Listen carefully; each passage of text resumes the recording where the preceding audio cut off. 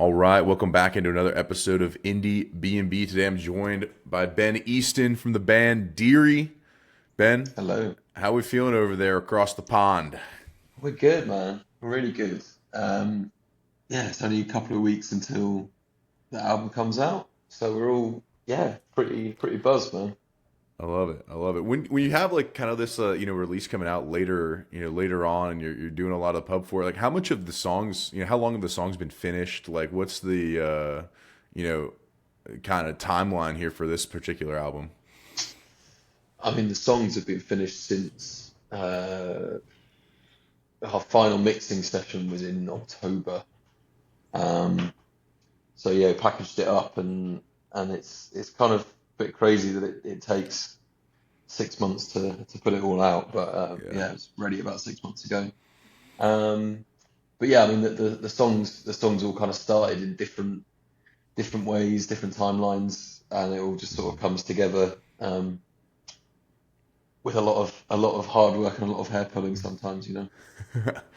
I can see that. I can see that. Well, what for you guys, like when you're sitting on the songs for so long, like what is that like? Like are y'all touring in the meantime? Like since October, have y'all been going out and it's like, all right, we're gonna, play a few and test, or is it getting kind of quiet? Like what's that been like?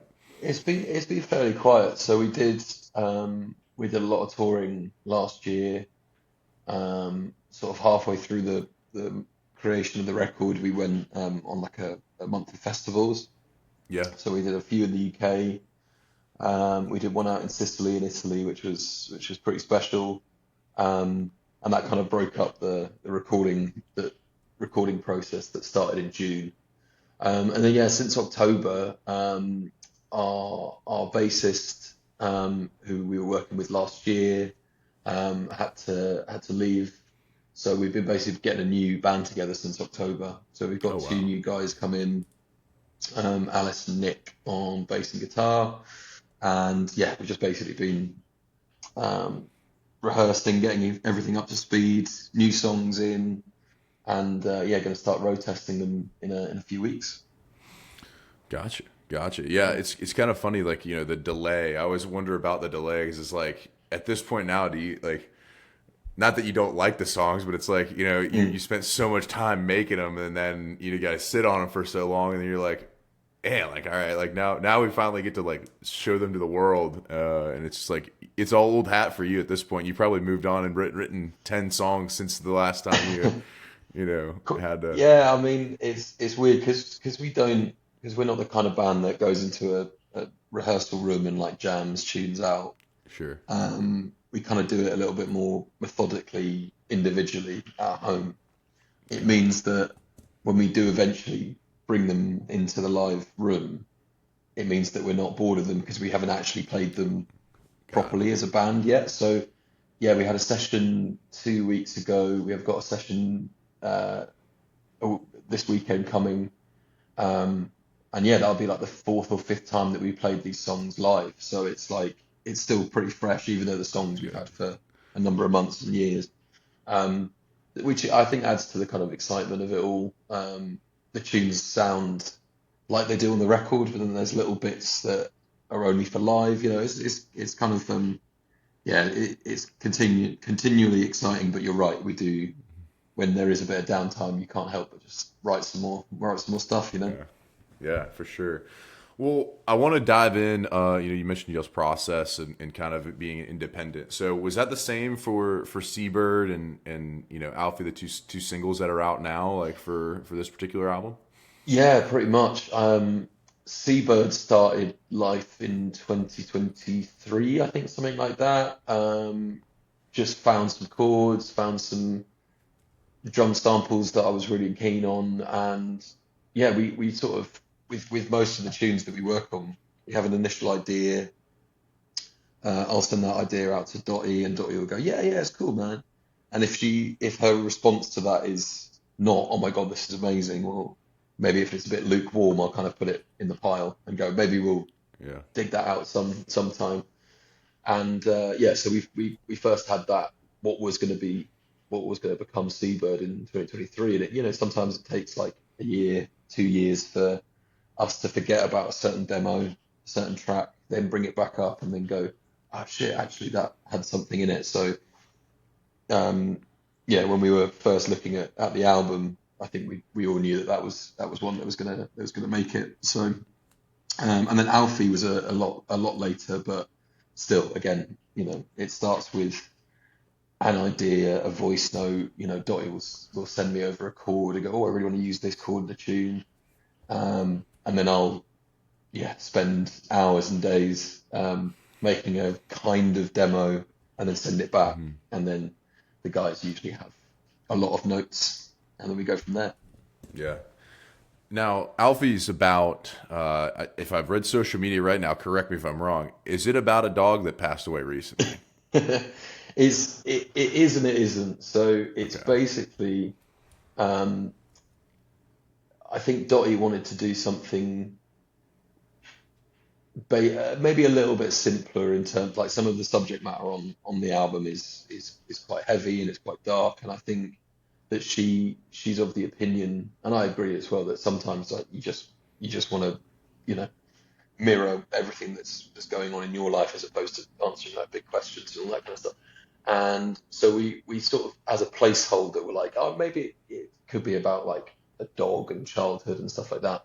Yeah. And a few months later, my family dog passed away, and she was 15, so she Oh, had a wow. she had a good innings, and Yeah.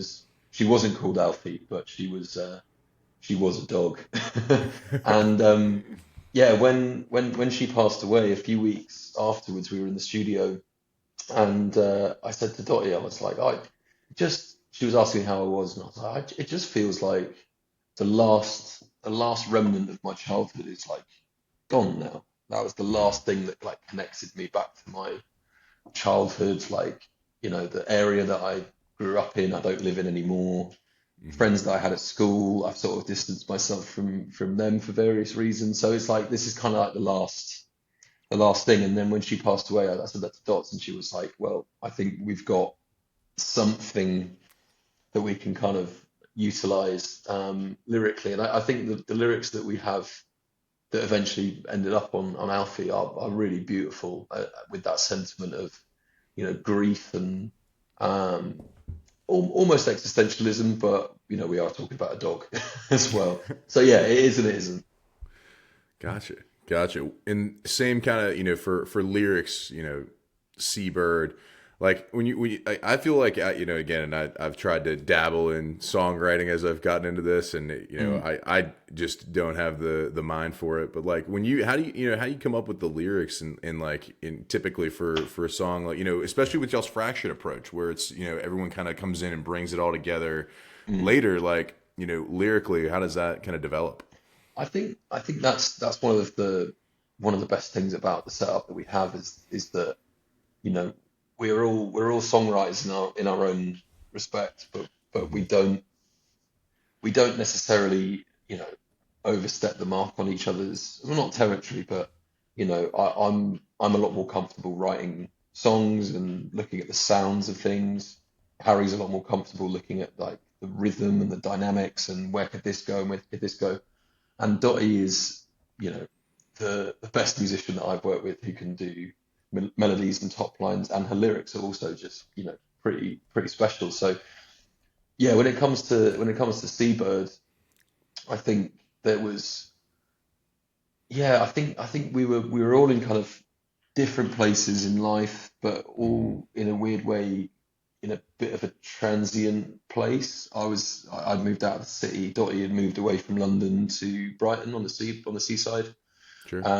So that was a new city for her, and I think I sent some demos to her, and she would put headphones in and just walk around this new city, which is Hmm. obviously by the sea. And I think she got a little bit more in touch with like nature and the idea, even though it's a bit farcical, but the idea of like all these birds and all this nature and what we do to nature and sentient beings like birds, and yeah, it kind of just sort of snowballed from there. And then once we got Seabird down, it was like, actually there's a lot that we can explore within that theme. You know, like we said earlier, like Alfie's not just about a dog. It is and it isn't. Yeah. Seabird's not just about a bird. It is and it Yeah. isn't. There's a lot of kind of meaning and thought that's gone in behind it, you know. Yeah, for sure.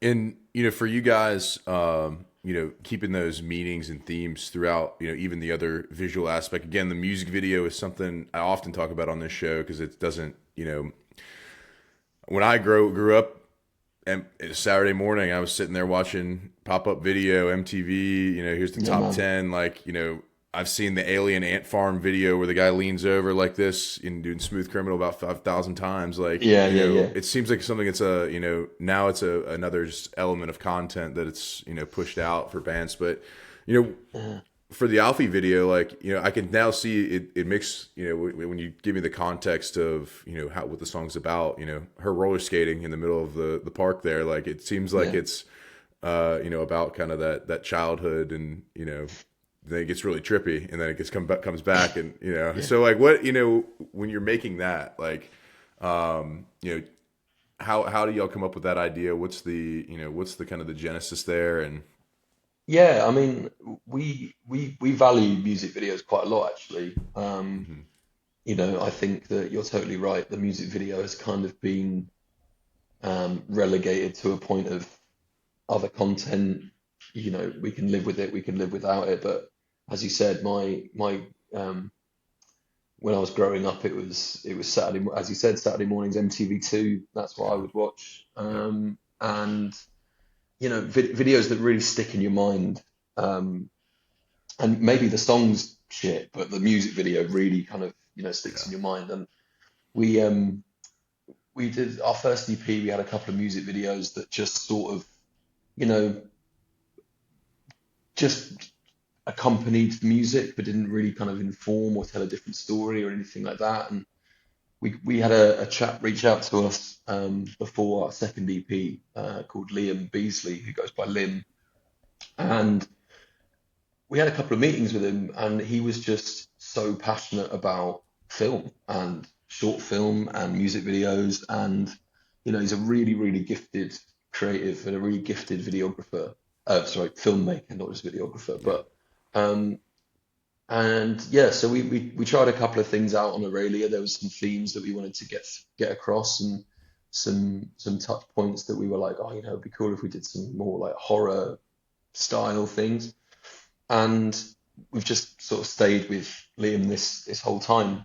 But with Alfie and the next single that comes out later in March, we've kind of let Liam take the reins. And the song is the song. The song has its own meaning, but we kind of want our videos at the moment to be telling a similar story or a similar theme, but is just a completely different take on it. So we can come up with the idea of a video, and that's fine, but it'll always be intrinsically linked to the song. Whereas Liam can kind of go, "This is what I thought when I listened to that song."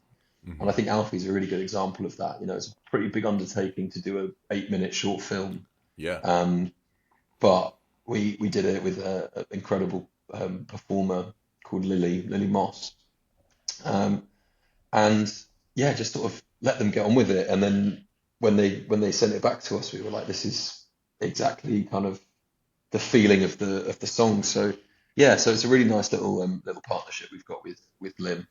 He's a top guy. I love that. I love that. I love like it's like, hey, here's how I perceived it, and then whenever it kind of matched, whenever you guys saw it for the first time, the kind of the themes in the video. Definitely, I think like and I've said this in some other press that we're doing, but like I've it's taken a long time for me to realize that me personally, I can't do everything. Do you know what I mean? Like Yeah, I am not an artist in terms of like painting or visuals or anything like that. I'm not a filmmaker. It's much better to be like, here's someone that we trust who is an expert in that field. Um, let them experiment because that's where the best work comes out of. yeah.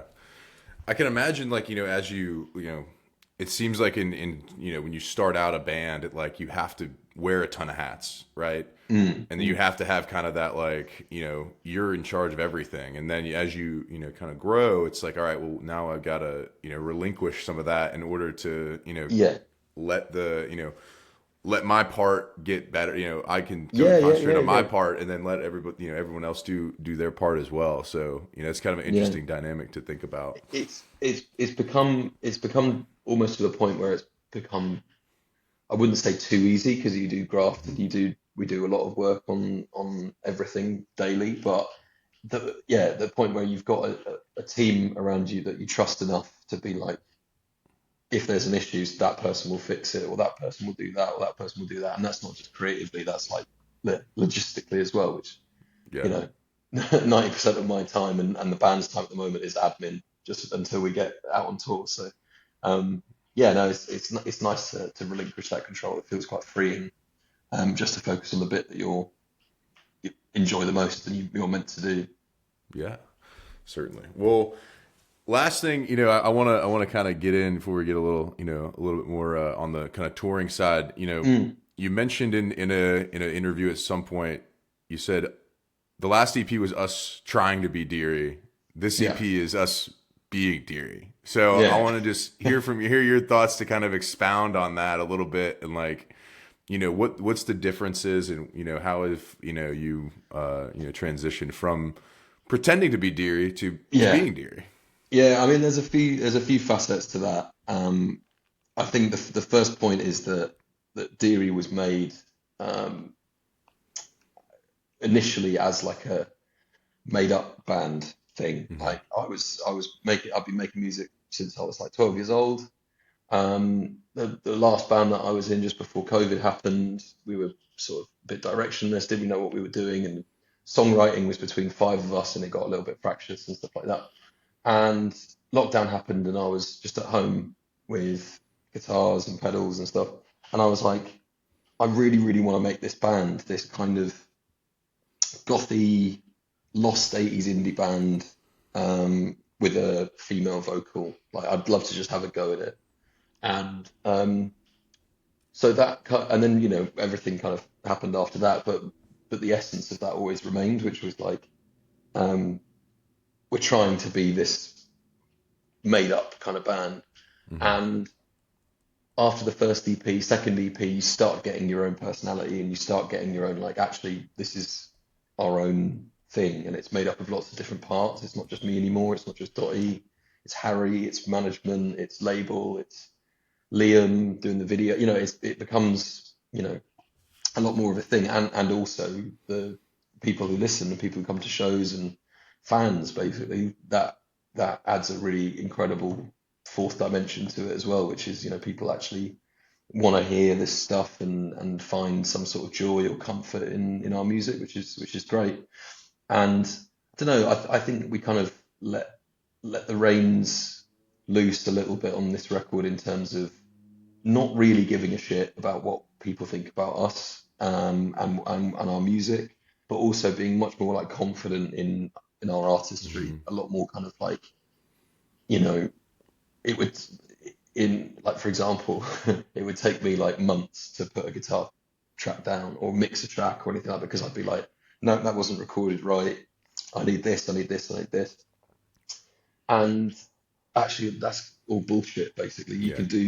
You can be creative in any way possible, and in any medium, basically. Like, on this record, some of the guitars on Alfie was recorded in my bathroom next door, because Yeah. it's a little tiny bathroom, and I put some duvets and pillowcases in it, and then set a amp up, a couple of mics, and just recorded all, these guitars that are big and cavernous, and, you think they're going to be recorded in this like big space, but they're just not. They're recorded wherever. Um, and I think that's my point when I'm saying that it's us being Deary. It's us being a little bit more true to who we are as people and who we are as artists, and, it's just become a lot more sort of organic now. Yeah. Did anything have to happen kind of outside wise, like any kind of, I don't want to say validation, but like what had to happen to kind of build that confidence in being y'all's, self? Is it, success of the EPs? Is it, touring and getting some, like, okay, yeah, like we're a thing. Like this is a thing. We're going on tour. We're doing those things. So, like, what were there any factors like that that kind of played into Yeah, that? yeah. I think it's it might not be a popular opinion, but I do think the validation does play quite a big part. Yeah. Obviously, we do music stuff because it's validation from ourselves first, and the only people that we want to impress is ourselves Yeah. with the music that we make. But when you do get someone coming up to you after a show and going, "That was fucking amazing," or like, it does fuel it, and it does make you feel kind of like, oh, that's really good. So yeah, there is that kind of element of validation. But at the same time, um, for us to make this record, like I said, came from a fairly the seeds of it came from a fairly like dark place where we were all Hmm. in different mental spaces or whatever, and I think it was almost like a kind of catharsis, and it was therapy, and it was us trying to sort of make this music to battle all these other things as well. So yeah, there's a lot of factors at play, but it's always nice when someone turns up to your shows and Yeah. um, not necessarily sings along, but and not even dance along to our music. People mostly just sort of stand there with their eyes closed and go like that, Yeah. which is the most sincerest form of flattery for us, Yeah. Yeah. They're vibing out. I call that They're in letting the their own world. music. I call that letting the music wash over me, Yeah, man. like a waterfall. Totally fine. Yeah. So. Well, speaking of the tour, and Mm. obviously I haven't had the pleasure to see you guys live, but what are the, as you guys release the album April 3rd, what are the plans, moving forward? There's some dates, UK dates, Yeah. America dates. Talk to me. We have UK and European dates in May. We're also going on tour with Twilight Sad, which we're really excited about across the UK. We've literally just booked a second run of European shows in November, and All that's a little right. bit more extensive. So um, before this year, we've only come to France, Netherlands, Italy once, but by the end of this year, we'll be in um, Germany, Italy, Switzerland, Czech Republic, Belgium. Yeah, so we're kind of going all over, and yeah, obviously the goal is to come out to the States at some point. Um, yeah, just got to keep sort of cracking on with it. Unfortunately, for bands like us that are still at a grassroots level, it's incredibly expensive to come out to the Certainly. States. Um, and with Mr. Trump in office as well, that makes it even harder for us. So it's kind of yeah, when the time is right, we'll be right out there. Certainly. Certainly. So we got some European, you got UK and European dates in May, and then repeat that band again. Sorry, I can catch it. Twilight. The Twilight Sad, so they're a Scottish band. Oh, Um, cool. uh, yeah, they're fucking great as well. So check them out. Awesome. Awesome. We'll have to get the bird and fly over maybe, and come check out some of these dates in, Definitely, in man. Europe and in Italy. But Yes, that's super exciting. I mean, for you guys, the touring part of it, you've probably been doing it for a while and have done it around UK. Like, mm, just give me a couple venues that stick out to you. If you're like, all right, I can't wait to get back to Leeds to go to that one mm. restaurant or pub. Like, give me something like that for I mean, for this we this we upcoming tour. yeah, for sure. We're based in the south, so we're based in Hmm. like London and Brighton, and there's some venues in London and Brighton that hold a very special place to our hearts. So the Lexington, which is in North London, so that's where we did our headline show for our last tour, which was great. But I think Manchester's a really, really lovely city. My brother lives up in Manchester. Harry studied at University in Manchester, so there's some ties there, and we've done Hmm. a few shows there where people have been really, really lovely and really receptive. So we're going back there in May. Um, we're also playing Sheffield. We really like Sheffield. and we did do a show in Leeds, and Leeds was fun. We're also doing. I'm just going to keep naming cities now, but we also did. We're doing a venue in Glasgow with the Twilight Sad. We're Oh, supporting cool. them at a venue called Barrowland twice, which is a massive bucket list for me. Like I grew up on sort of Scottish indie bands like Jesus and Mary Chain and Orange Juice and Yeah. obviously the Cocktail Twins. So yeah, going up there is a little bit of a pilgrimage for me. So yeah, it's gonna be fun. That's awesome. That's awesome. I'm getting my knowledge up a little bit of the venues, but again, if you haven't been there or hadn't lived there, it's kind of hard to understand the scene. Yeah, no, for sure, man. Another band I believe I think they were also on y'all's label. Congratulations. They were telling me a Yeah, little bit about some of their experience. They're all from Brighton where I Brighton. Yeah, live. yeah, yeah, So, yeah. but very good. Well, excited to see what's next. The next single drops in you said sometime in March. So what's the date Yeah. for that? So we can make sure. 18th of March, and All right, the three the eighteen. single's called Alma, All right, Alma. Alma. It's a All good one. right, beautiful, beautiful. Well, excited to see those things coming, and as we dive into the hard hitting questions here of Yeah, Pete man. Peterson's party pack of questions, so rapid fire segment. You can answer as fast or as not fast as you want, but I will um, answer as fast as I possibly can. Yeah, man. and we'll rip into it here. But Pete Peterson's party pack of questions, 20 questions right in a row. Starting with you, Ben Easton, cake or pie? What do you prefer? Fuck. Pie. Pie. All right, it's pieing it Pie. up. All right, Veggie. Pie. salad or soup? Soup. Soup. Definitely Okay. soup, man. All right, and sunrise or sunset? What do you prefer? Sun. Sunset, I think. Sunset. Yeah. All right. All right, a little bit of an American question here, but Okay. home run or a touchdown? What would you rather do?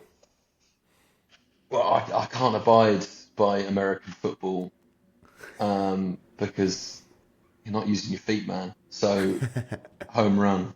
Home run. All right. All right. I respect it. All right. What are you having more of, a night in or a night out these days? Night in, 100% night in. Yeah. It's funny. I talk to people and they're like, yeah, like a night out is like when we're working, when we're on tour and stuff. So it's like, Yeah. you would think like artists, it's rock and roll. We're going out every night. It's like, no, we're we're staying in and hanging out. Nah, man. Nah, man. Staying in, smoothies, healthy, and then when you're out on the road, it's just, takeaways and McDonald's and Yeah. pints every night. I love it. I love it. All right. When you do go out and, I'll throw in a UK guy, maybe Fred again plays they play your favorite Fred again song. Are you more like to hit the robot or the worm on the dance floor? Robot. Yeah. Yeah. Robot, definitely. Got it. Okay. Guac or queso at your favorite Tex-Mex spot? What? I'm a Guac. All sucker right. for avocados, man. I love it. I love it. All right. Waffles or pancakes? Pancakes. Pancakes. All right. Coffee or tea with your pancakes? Oh, because I'm British, I should say tea, shouldn't I? But I'm a coffee drinker, so yeah, Yeah. coffee. Always trips the Brits up when I ask them Yeah. if it's good. Yeah, man. All right. Dogs or cats? What do you prefer? Dogs. Dogs. 150, 200% dogs all day Love it. long. Love it. All right. Are you more like a ninja or a pirate? Which one do you identify more with? Ah, pirate on account of my scurvy. Pirates, man. All right, we got to get you some fruit then. Get the guy an orange. Let's go. Yeah, man. Uh, all right. Chips or pretzels? And the chips is in Chips crisps. is in crisps, Yeah. crisps, all day Crisps long all chips. day. Yeah, All yeah, man. right. Now, chips, as in fries, chips or tots? Fries, yeah, Fries. All chip, right. yeah, fries. Chips. Awesome. All right. After a long day, TV show or movie to unwind? Ah, so me and my partner watch a lot of true crime stuff, Oh, boy. like documentaries and like series on that stuff. So I'm gonna say series, yeah, TV Series. show. Awesome. Awesome. Are aliens real? Yes, Yeah, All yeah, right. but we don't know because we're the little people. Fair enough. All right. This one's the one we've been trying out. It's if you were a fruit, what fruit would you be? If I was a fruit, what fruit would I be?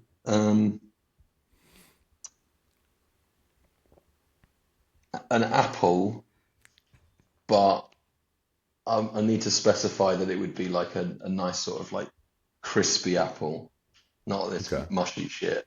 Like Okay. a nice firm apple. Okay. Like a gala, perhaps, or Yeah, yeah, or jazz. yeah, Yeah, a yeah, nicer, definitely, one man. one of the hybrid brands. We're not just going straight red apple. No one likes those actually. Nah, man, pedigree apple is Yeah. what I would be. The finest of the bred apples. I That's the love it. one. Yeah. All right. Is love at first sight real, Ben? Yes, yes, I would say All so. right. All right.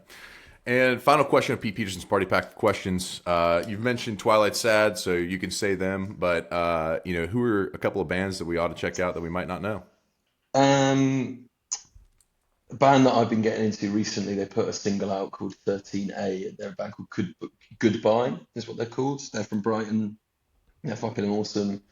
There's another band from Brighton called Attic Omatic, and they're good friends with Dots, so they're well worth checking out. All right. Yeah, some good bands in the UK, man. I love it. I love it. We got Goodbye and Attic Omatic. Hmm. All right. We'll have to Well good. get in there and do some research. Get us, get it going. But Mm. Ben, I appreciate you taking the time. Everyone, check out and follow Deary on Spotify. That way, you can't miss wherever you stream your music and find it. April 3rd, the full album is out, and then Birding, which is on April 3rd, and then 318. Be on the lookout for their new single that is dropping. Alma, go stream Seabird, go stream Alfie. Go watch the music video. Look, Yeah, man. don't forget about the music video and all those things. But It's a lost Ben, lost art form. the lost art, I love it. But Ben, we appreciate you taking the time on this Saturday to get on with us, and look No forward worries, to man. Thank seeing you. you guys make the trip over here at some point. We will. Cheers, dude. Cheers, thank you.